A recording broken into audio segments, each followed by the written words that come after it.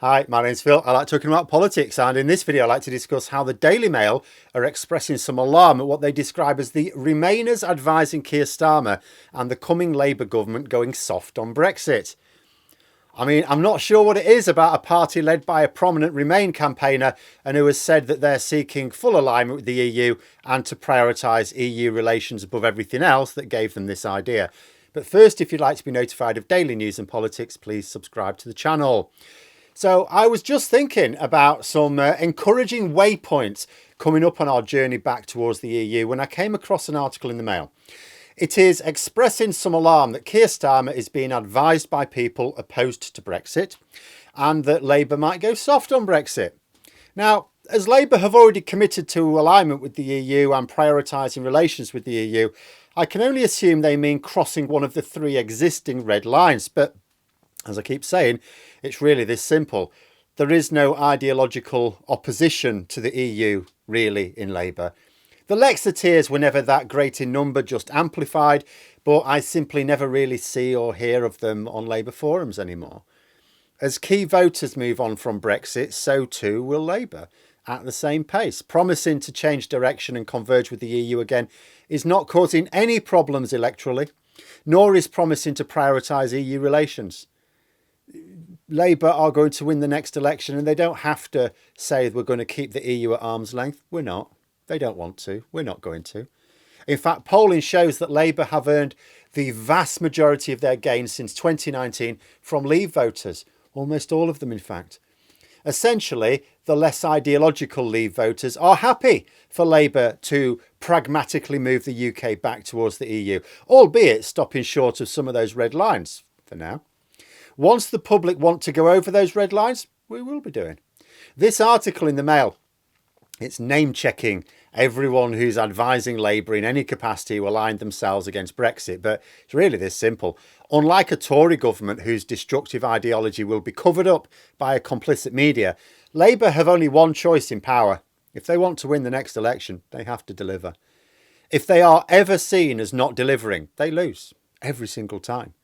Serious people in Labour know that this is always the case. A failing Conservative government can win an election. But a Labour government seen to be failing, whether it is failing or not, can't. Never happens. So of course Labour are being advised by people with practical solutions. And of course they're being advised by those against Brexit. Because Brexit is not a solution to any problem. But if I were the Brexit media, I would be less concerned about who is advising Starmer, rather more about what's about to happen to Parliament and the wider country.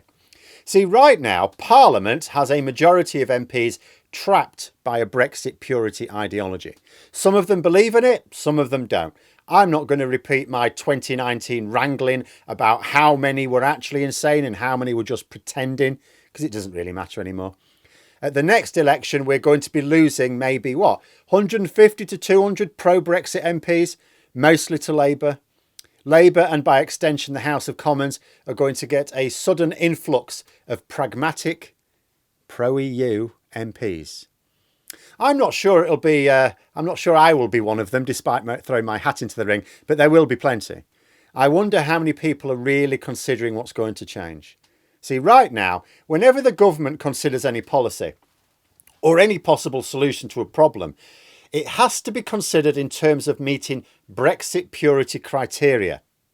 And the Tory Brexit purity criteria are pretty much as convoluted as the DUP's test for Brexit policies. After the election, this is going to end completely. Not be phased out, it'll just end overnight. The government and the majority of MPs are going to stop asking if it fits a Brexit ideology model. They will only ask, is this going to make things better for people and the country? And guess what? More Brexit only makes things worse and less Brexit makes things better. Polling already shows that public opinion is only going in one direction on attitudes to Brexit. There's no ebb and flow. There's little variations, you always do, but it's support for moving back towards the EU rising, support for staying away from the EU falling. There's a momentum about it. The promises haven't been kept. The benefits have not materialised. There are natural demographic changes which are diminishing Brexit support, of course, amongst key voters.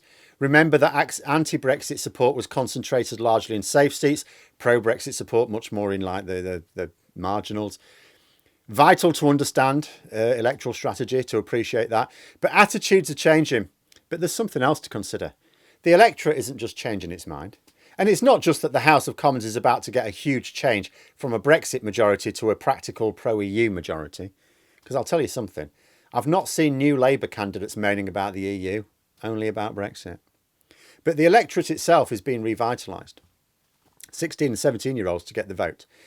Guess where they mostly stand on Brexit?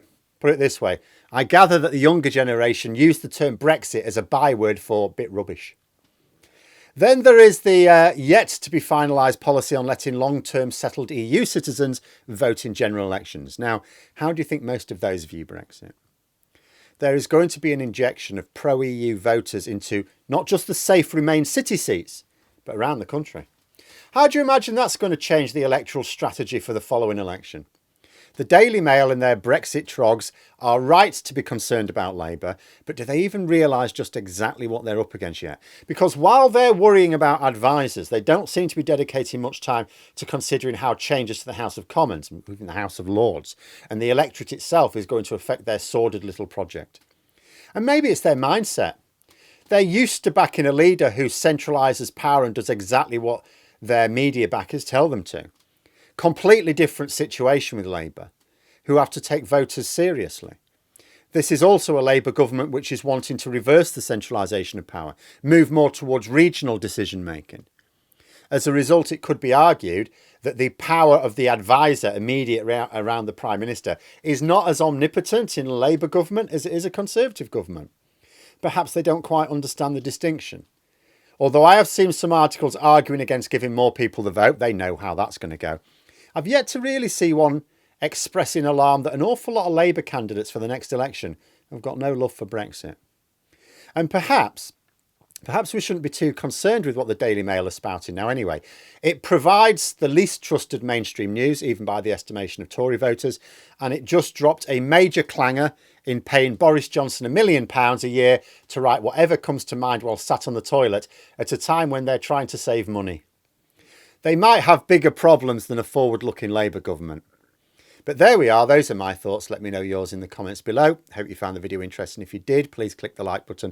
And if you'd like to support the channel further, the join button for memberships. And until next time, I'll see you later.